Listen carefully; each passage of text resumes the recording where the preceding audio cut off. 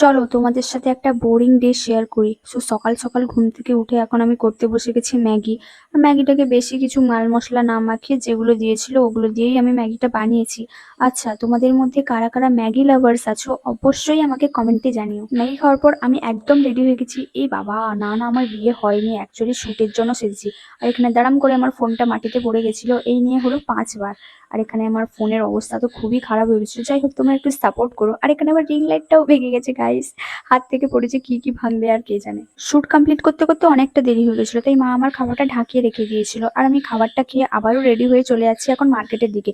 কারণ আমার কয়েকটা জামা টেলারিং দোকানে দেওয়া ছিল, তার মধ্যে এটাই হচ্ছে প্রথম জামা। দেখো কত সুন্দর লাগছে, বিশেষ করে আমার এই কাঁধের সাইডটা বিশাল পছন্দের ছিল। আর এইটা ছিল সেকেন্ড জামা, এটা তোমার এক্সপেকটেশনের থেকেও এত ভালো রেজাল্ট এসেছিল যে কি বলবো। প্রথম জামাটা ছিল অনলাইনে নেওয়া আর এটা ছিল এম বাজার থেকে নেওয়া, এত অসাম লেগেছিল যে কি বলবো। যাই হোক, বাই বাই, দেখা হচ্ছে নেক্সট ভিডিওতে। Thanks for watching.